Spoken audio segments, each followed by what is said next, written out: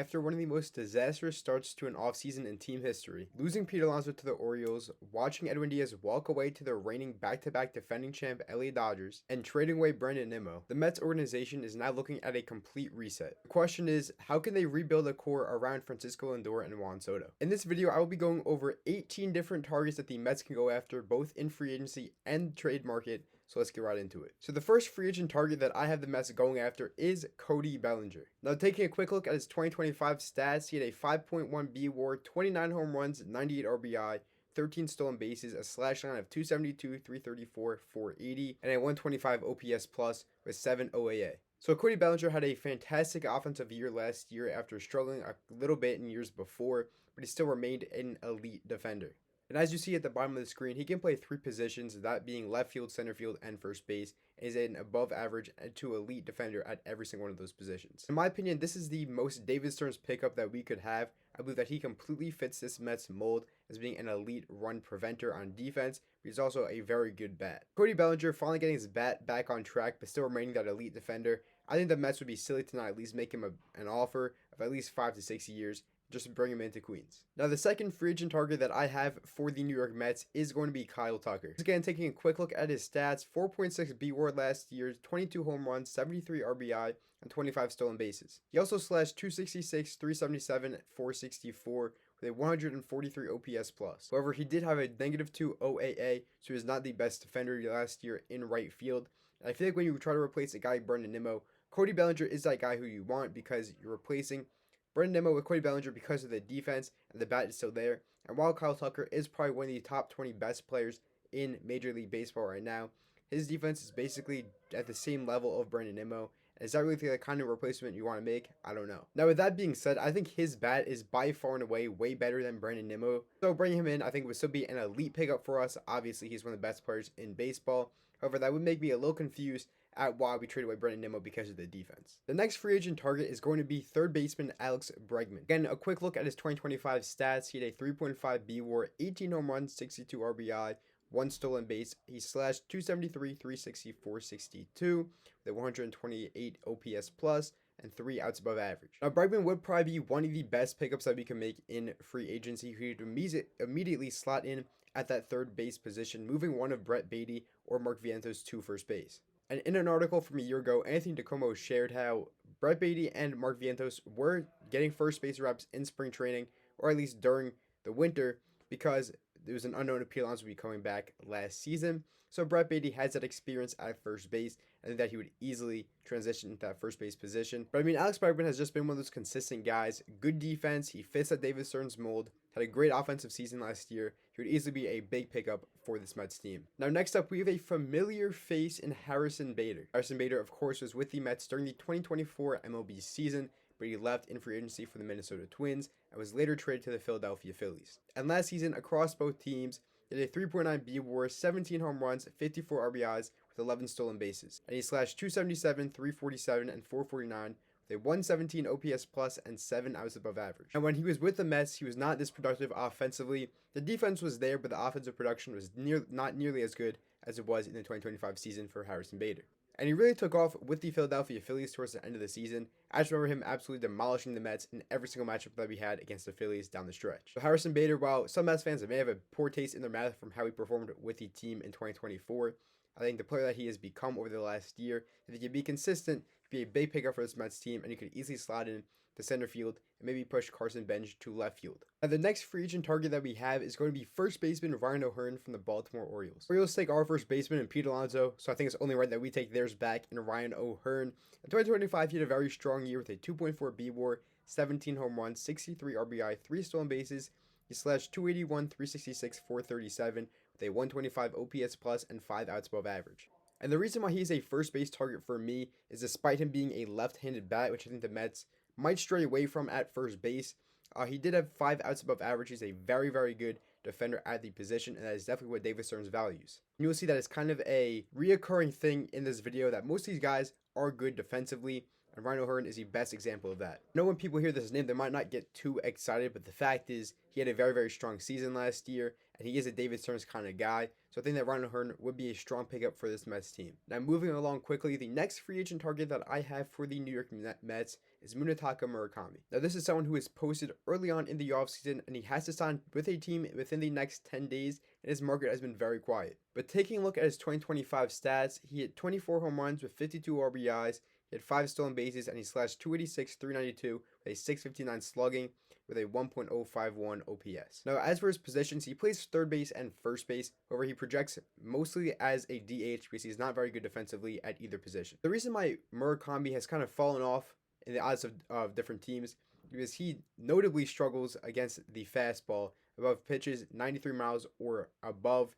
And in Japan, there's not a lot of people who throw that fast, so it's kind of a small sample size. So maybe we've been judging him a little too harshly. But against fastballs above 93 miles per hour, he is hitting something under 100, and that is a clear concern when it comes to Murakami. However, just a couple years ago in the 2022 season, he had a 56 home run season, and just this last year, even in a bad year for him, David Stearns went to one of his games, and in that game, Murakami hit a walk-off home run. So it would be no surprise to me if David Stearns is all over him. And especially if his price goes down, because it has been made very apparent that during this offseason, David Stearns is only going to go get his guys at his price. And I think if Murakami's free agency lasts these last 10 days that he is available to be signed, and that David Stearns will be the one guy to pick him up at that cheaper deal. Now moving on to another Japanese slugger in Kazuma Okamoto.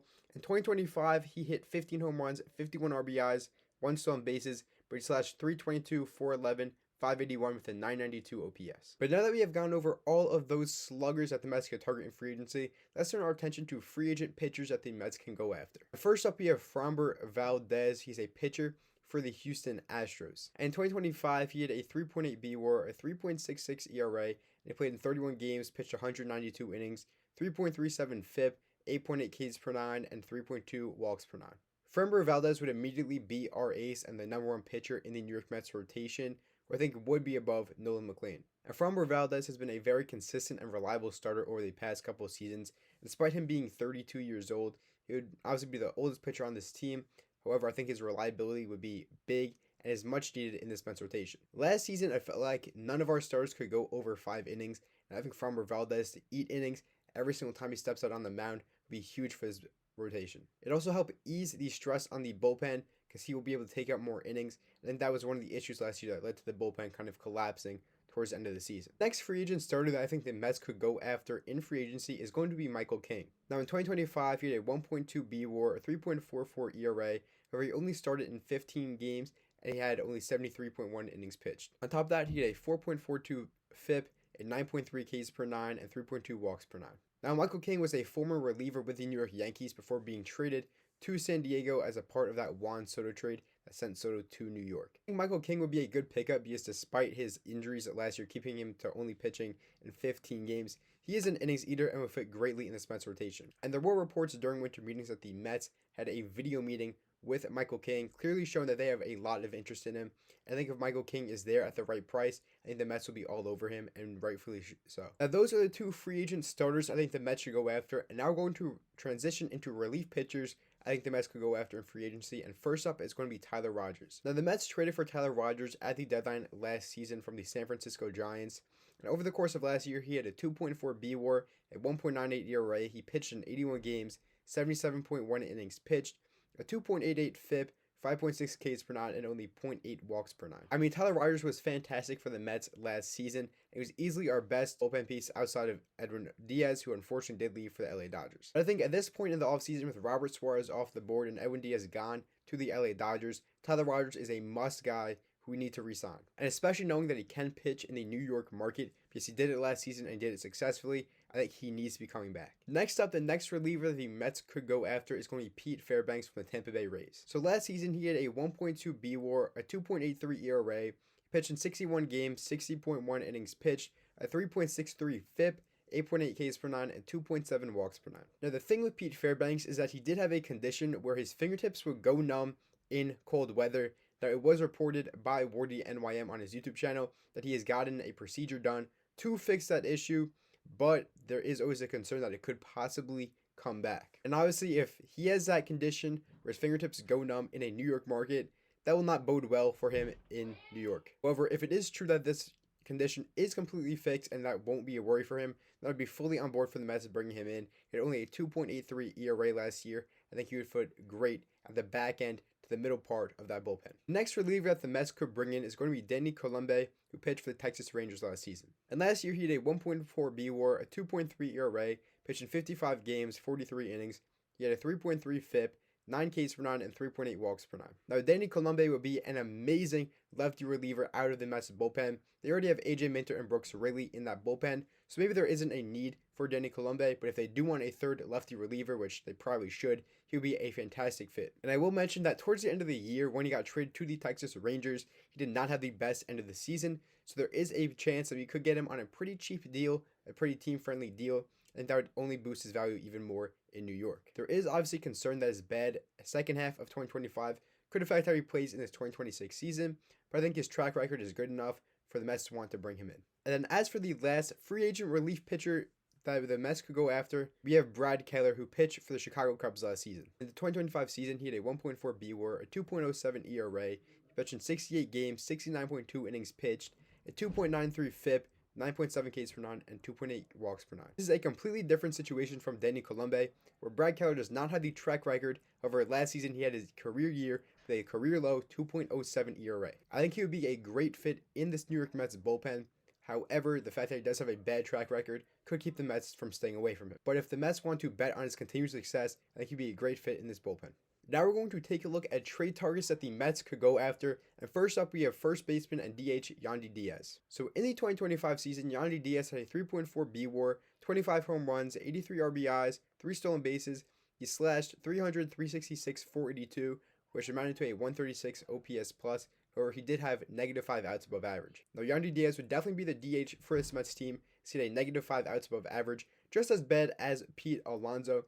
So I don't think that the Mets would let go of Pete Alonso for a defender who is just as bad as him. However, Edwin Diaz's bat is fantastic with a 300 average last year, a 136 OPS plus. I think he'd be a great addition to this team. And especially because he did have 25 home runs last year, which doesn't compare to Pete Alonso, but still having power at that first base position or DH position would be huge for this Mets team going forward. The next trade target is also a first baseman, and he is Willson Contreras from the St. Louis Cardinals. Yes, I did say Willson Contreras, the first baseman. He transitioned from being a catcher to a first baseman during the 2025 season for the St. Louis Cardinals. And in that season, he had a 2.5 B WAR, he hit 20 home runs with 80 RBIs, 5 stolen bases, he slashed 257, 344, 447, which amounted to a 123 OPS plus and 6 outs above average. So not only was it Willson Contreras' first season playing first base for the Cardinals, he was one of the best defenders in all of baseball. And on top of that, he had an incredible slash line, hitting 20 home runs with 80 RBIs. I think he could be a tremendous fit for the Mets at first base. And especially knowing that David Stearns values defense a lot when it comes to player decisions, I think that Willson Contreras is a prime trade candidate for the New York Mets. He's a similar player when it comes to Ryan O'Hearn at playing first base because of the good defense and the solid bat, which could not replace Pete Alonso, but be a good transition period from him. But I think the fact that Willson Contreras is a righty batter does put him a little bit above Ryan O'Hearn, in my opinion, for who the Mets would probably like to have at first base. On top of that, his veteran presence and leadership in that clubhouse, I think, would go a long ways for the Mets to become a better ball club in 2026. Now, next up, we're going to pitchers that the Mets could trade for, and the first one is obviously going to be Tarik Skubal. There are reports that the Mets were considering making a trade for Tarik Skubal, and this guy has won 2 Cy Youngs in his career so far, and is easily the best pitcher in baseball. And just last season, taking a look at his stats, he had a 6.5 B WAR, a 2.21 ERA. He started in 31 games, pitching 195.1 innings. He had a 2.45 FIP with 11.1 Ks per 9 and only 1.5 walks per 9. Now, Skubal would immediately become our best pitcher because he is the best pitcher in baseball.